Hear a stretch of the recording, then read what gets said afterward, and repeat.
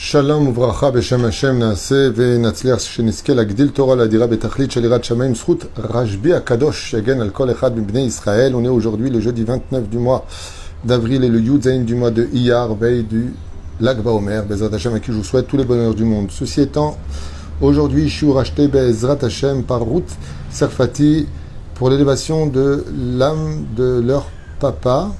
Alors, pardon, Ruth Serfati et sa sœur pour l'élévation de l'âme de leur papa, Raymond Meir Ben Rina Nina, et pour aussi Nicole Esther Emily Bat Léa Lala Jeannette Zichron Bracha, ainsi que David Moshe Avraham Ben Ruth Zichron Bracha, Daniel Raphaël Yosef Ben Kamsa Zichron Bracha, Belelef Alfa Avdalim, la Refoua Shlema, pour, et une pensée pour toutes les personnes qui sont aussi en deuil.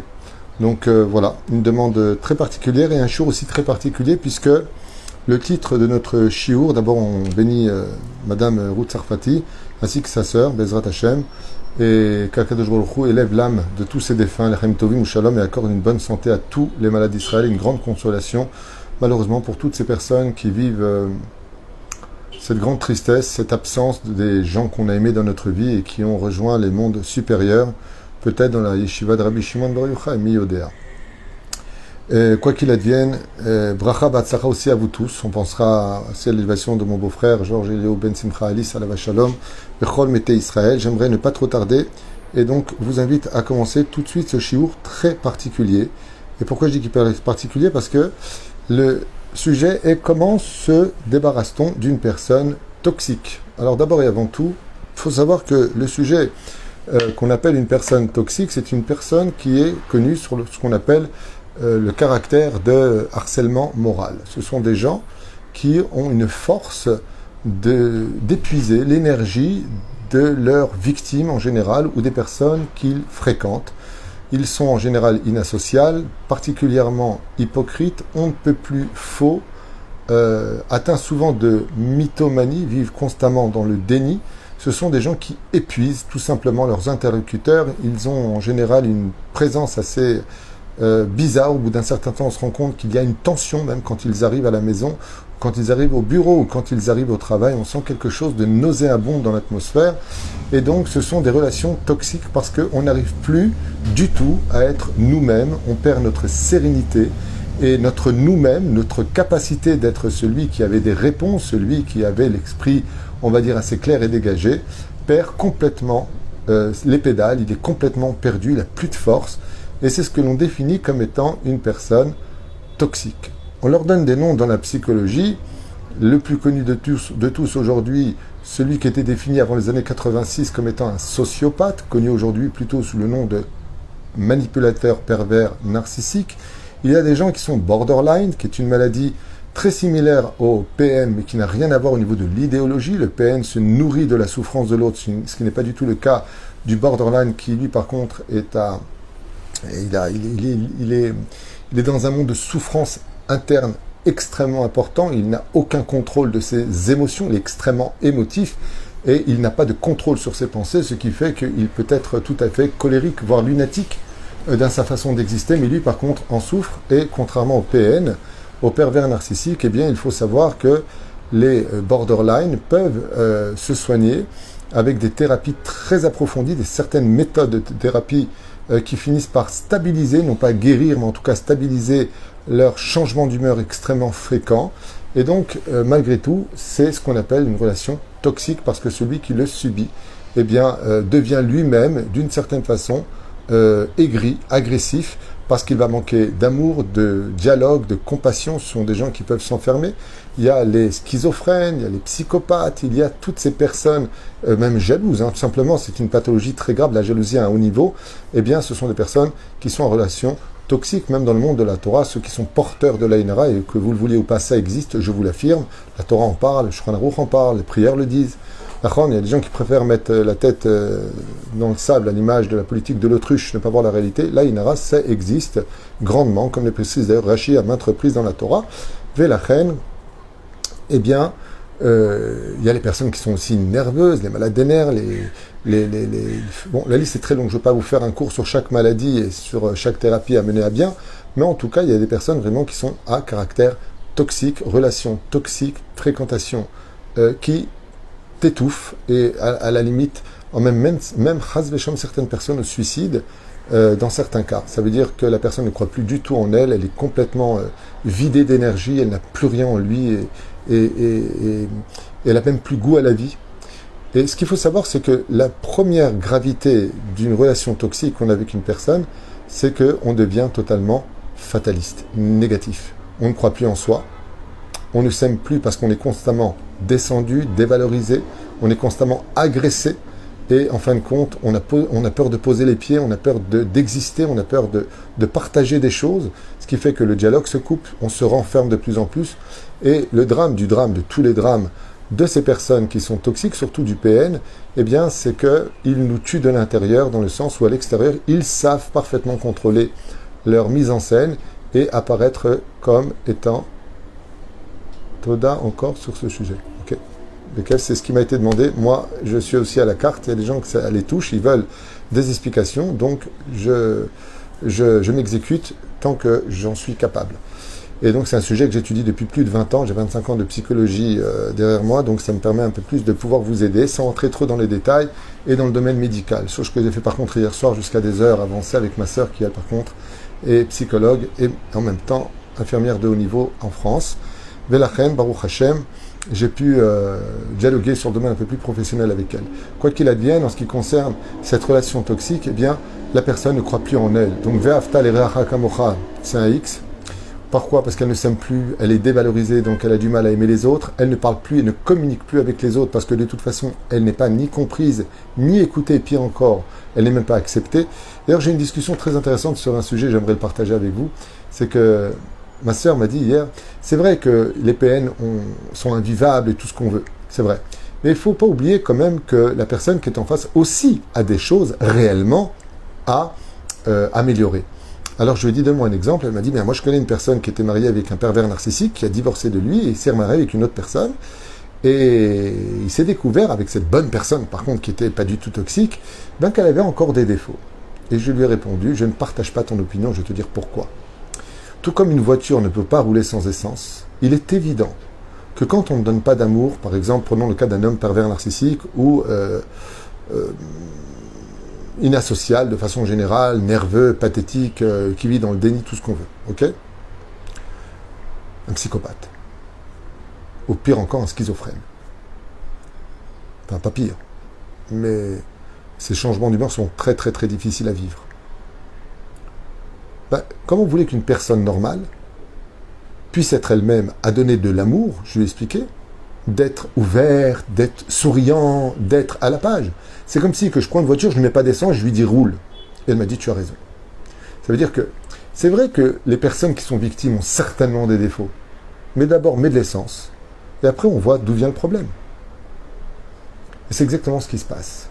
Ça veut dire que c'est vrai qu'on ne peut pas avoir 100% tort dans un couple. Mais il est sûr et certain que l'autre, on peut lui créer des défauts, comme le faire descendre à notre niveau en l'énervant. Comme par exemple, pour rigoler, tu vas dire à une personne pourquoi tu es nerveuse ? Je trouve tes gestes sont nerveux. Enfin, arrête, tu me saoules.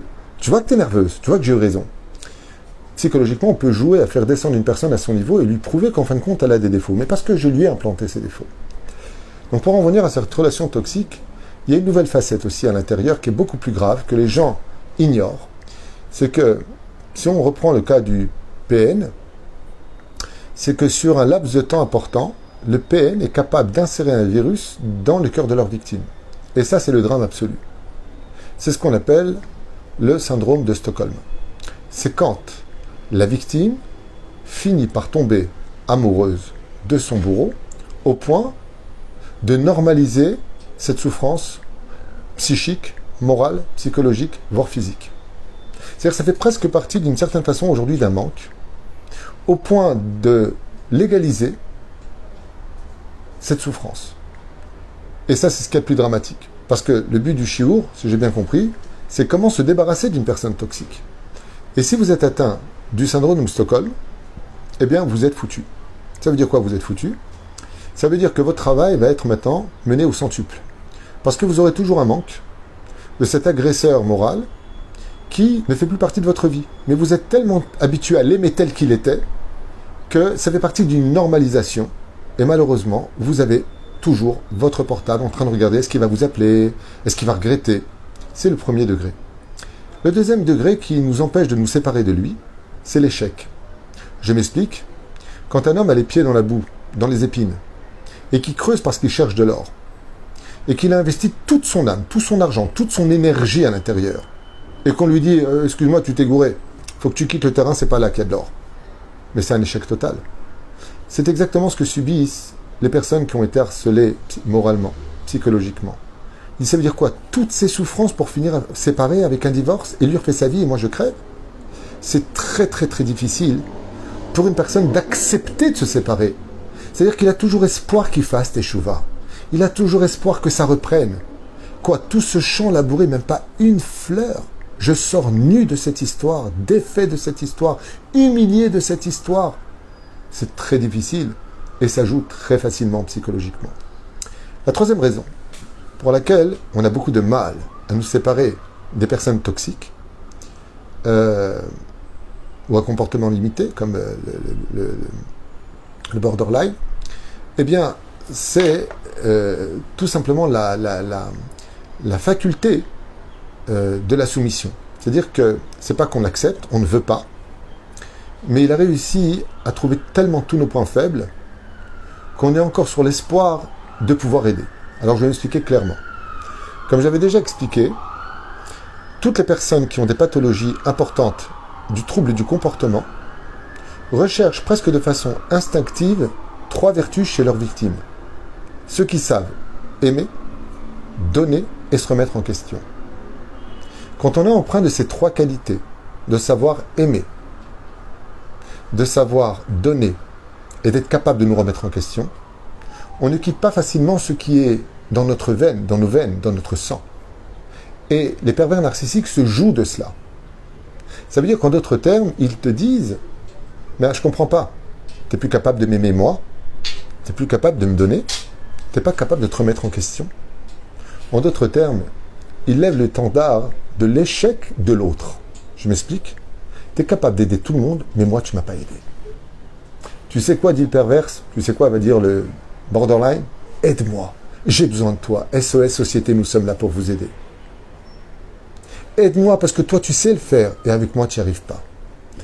C'est ce caractère qui nous anime en tant qu'humains normaux, cette personnalité qui veut de faire de nous d'une certaine façon des héros de la moralité, du shalom baït, au nom du shalom baït, au nom de la Torah, au nom de aime ton prochain, aide ton prochain, c'est en nous. Mais quand c'est ton ennemi qui lève cet étendard pour te manger, il devient très difficile pour toi de fermer la porte. Parce que quelque part, tu as un problème de conscience, parce que lui n'en a pas, mais toi tu en as une.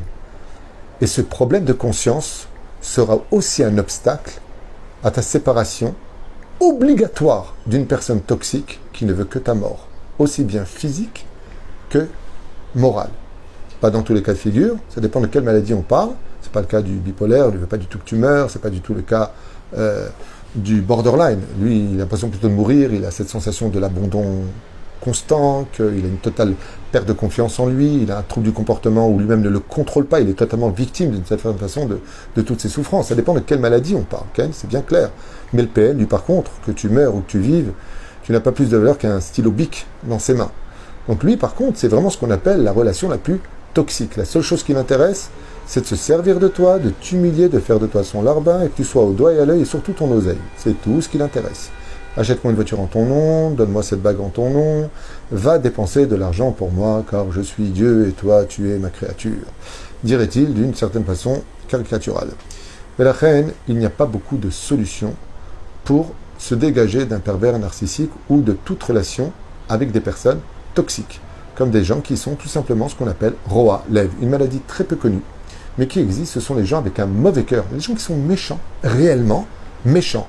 Ils n'ont pas de pathologie, ils n'ont pas de problème quelconque, seulement ils sont méchants. Ils ne voient pas l'intérêt d'être bons avec l'autre et tout leur système est basé essentiellement sur le lashon hara, la jalousie, la mauvaise parole, maudire, trahir, toutes sortes de choses où ils se plaisent dans ce service satanique qu'ils occupent avec beaucoup d'aisance et beaucoup de joie. C'est ce qu'on appelle en hébreu roalev, les gens avec un mauvais cœur. Ce qu'on appelle d'ailleurs racha, qui veut dire méchant. Il y a des gens qui sont purement méchants, ils n'ont pas de problème. Ils sont tout ce qu'il faut. Seulement, ils n'ont pas envie d'être bons. Ils ont envie d'être méchants. Comme disait un jour Rabbi Moshe Ederi, il faut bien que le Satan, il ait aussi son armée sur terre. Ben, lui, il en fait partie. Eh bien, la meilleure façon de s'en débarrasser, c'est de créer ce qu'on appelle psychologiquement l'effet miroir. Et j'aimerais vous expliquer tout de suite de quoi il s'agit.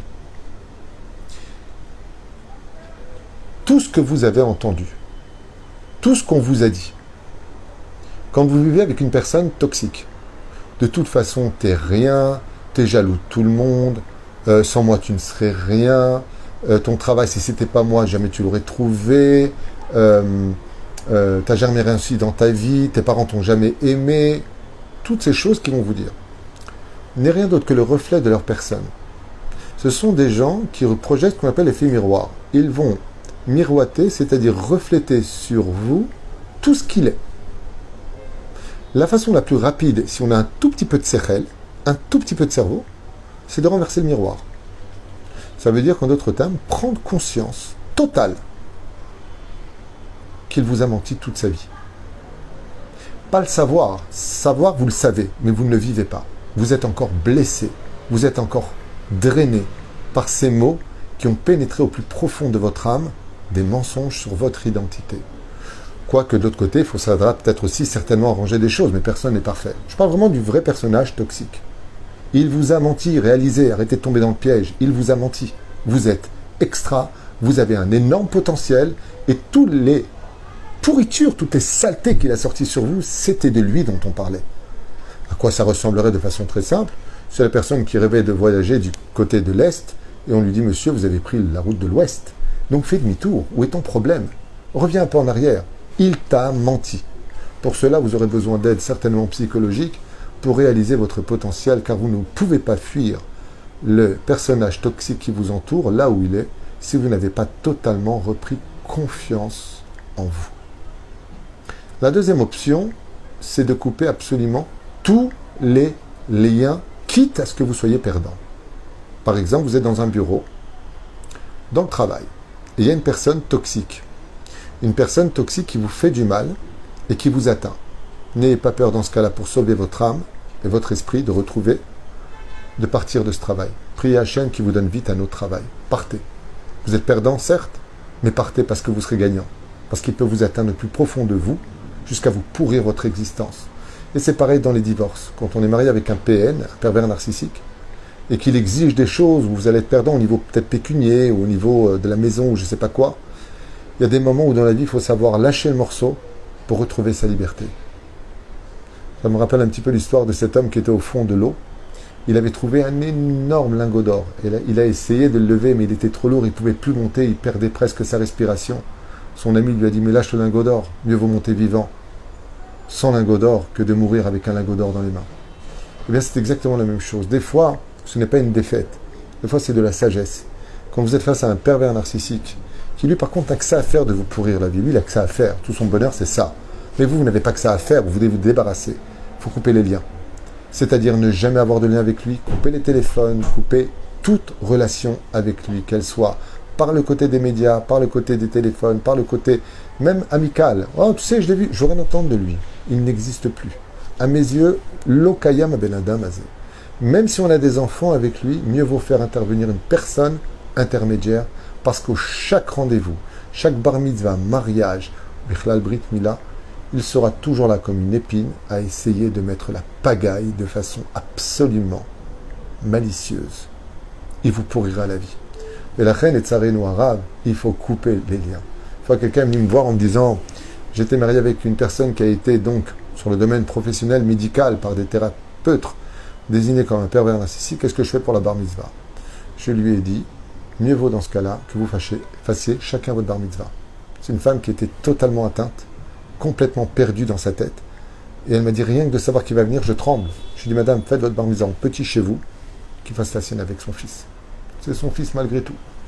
C'est là qu'est tout le problème, c'est que chaque fois qu'un enfant naît d'une relation toxique, ça devient un boulet pour l'histoire du couple après, malheureusement.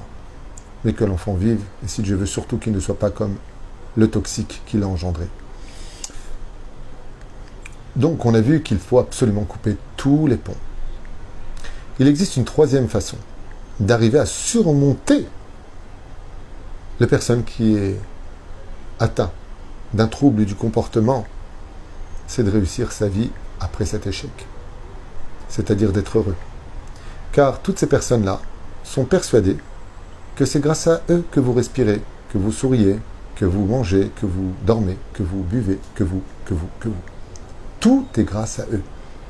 Sachez qu'ils n'ont absolument, je l'ai fait analyser par plusieurs personnes, absolument aucune émouna en Dieu. Ce sont des gens qui se déguisent en religieux des fois, ce sont des gens qui se déguisent, ils n'ont aucune émouna, ils n'ont aucune conscience, rien à faire du Gan Eden et encore plus rien à faire du Gehinam. Ils ne craignent ni Dieu ni personne, parce qu'ils se prennent pour Dieu. Le problème qu'il y a, c'est que ces gens-là sont persuadés qu'ils vous ont fait. Ce qui fait que si on veut aujourd'hui se débarrasser d'une personne toxique, la plus grande leçon qu'on puisse leur donner, c'est que non seulement vous devez totalement les ignorer, comme si qu'une mouche est rentrée dans le bureau, ne rien ressentir, mais surtout réussir votre vie. Pas pour leur montrer que sans eux vous avez réussi, pour vous, mais lui va tout de suite le voir. Et là, ce qui va se passer, c'est que c'est lui qui va vous lâcher. À partir du moment où une personne atteinte de ce trouble du comportement, comme le PN entre autres, voit que sa victime non seulement n'est pas atteinte, donc n'avait même pas besoin de guérir, mais qui vit parfaitement sa vie, parfaitement équilibrée, qu'il a déjà refait sa vie, qu'il avance dans la vie, elle le laisse tout de suite. Parce que l'échec maintenant passe de son côté et elle se remet à la poursuite d'une nouvelle victime à détruire. En d'autres termes, retrouver le plus vite possible le sourire après un échec d'une relation difficile ou familiale ou professionnelle ou sociale d'une personne toxique, c'est tuer toutes les mouches qui vous entourent. C'est pas pour rien que la Chassidoute nous dit que le passe-partout de toutes les portes qui n'ont même pas de serrure, c'est le sourire. Ce qui tue toutes ces personnes-là qui nous veulent du mal, ou de façon consciente ou inconsciente, c'est quand on reste totalement indifférent. Et pour cela, il y a un secret qui est la quatrième solution. Ce qui a créé notre échec le plus important dans la relation, d'une relation toxique entre notre interlocuteur, notre mari, notre femme, nos parents, nos enfants, le patron, ou des collègues de travail, ou des amis, c'est parce qu'on a la faiblesse de prendre tout à cœur. C'est-à-dire que tout ce qui nous est dit, comme on a un bon cœur, on prend tout à cœur. Et si le cœur est blessé, vous avez remarqué que dans le système médical, le cœur est un muscle. Et c'est lui qui devient la pompe qui va en fin de compte irriguer le sang et son oxygène dans tous les membres. En d'autres termes, même si on ne peut pas vivre sans foie, sans rein, sans estomac, le cœur ne reste pas moins pour autant le membre principal. Et pourtant, si on vit sans cœur, on meurt, mais si on vit sans foie, on meurt aussi. Alors pourquoi il serait plus principal que les autres ? Tout simplement parce que le cœur, lui, va irriguer tous les autres membres. Donc c'est grâce au cœur que tous les autres vivent. Le cœur, Chas v'Shalom, ne bat plus, tous les membres meurent. C'est exactement pareil au niveau psychologique. Celui qui prend un cœur, tout ce qui lui est dit, tue automatiquement tous les paliers de la psychologie de son être. C'est pour cela qu'on va voir un chacham. C'est marrant parce qu'on pourrait dire très bien, je veux voir une personne qui a un bon cœur. D'accord ? On pourrait très bien voir une personne et dire, tiens, je veux voir une personne, elle a un bon cœur. Surtout pas. On va voir un Talmid Chacham. On va voir quelqu'un d'intelligent. On va voir une personne dont la réception de ce qui lui est dit est dans l'intellect. Car quand on est dans l'intellect, on a pas mal. Par exemple, imaginez que je vous dise, venez avec moi, nous allons voir une personne qui a de gros problèmes. On va le voir, et puis d'un coup cette personne vous regarde, et puis elle vous insulte, et puis elle vous parle mal. Et je te fais un clin d'œil sur le côté en disant, il y a problème le pauvre. Tu vas me regarder en disant, c'est vrai, il est bizarre. Pourquoi tu ne prends pas à cœur ? Pourquoi tu n'es pas vexé ? Parce que tu as reçu cela avec de l'intellect. Tu as su déterminer que cette personne avait un problème, qu'elle était malade, qu'elle avait une pathologie quelconque. Alors, bien entendu, tu n'as pas de problème, parce que tu le vis avec l'intellect, comme les médecins, les psychiatres, les psychologues, les thérapeutes et autres. Quand il voit une personne qui a mal, sinon, comme moi, d'ailleurs au bureau, quand je reçois tous ces gens qui pleurent tellement à m'expliquer leurs problèmes, leur chambre de schlambaït, et encore aujourd'hui, des parents qui découvrent que leur enfant, par exemple, est homosexuel, et que c'est des grandes douleurs. Mais moi, comment je fais pour résister à tout ça? Avec la tête. Ok, donc c'est ça le résultat. Maintenant, comment on peut faire pour l'aider? L'aider, pas le détruire. L'aider. Il faut rester la tête sur les épaules. Ce que malheureusement, toutes ces pourritures qui nous entourent pour nous pourrir la vie, je ne parle pas d'eux, je parle de leur façon d'être. Qu'on se comprenne bien, parce que même sont victimes de leurs bêtises humaines, ils rendront des comptes pour cela. C'est parce qu'on prend à cœur. Tout ce qu'ils nous disent, t'as vu comment il me parle? T'as vu comment il m'a dit? Avec tout ce que j'ai fait pour lui. Pourquoi tu pleures? Il a un problème, c'est lui le problème. C'est lui le problème, c'est pas toi. Pourquoi tu pleures? Il est malade. Il est atteint, ce monsieur ou cette femme, ou ton père ou ta mère. Ils sont malades. Qu'est-ce que tu prends à cœur? Ouais, c'est ça, des parents comme ça, ils se comportent. Mais il est malade.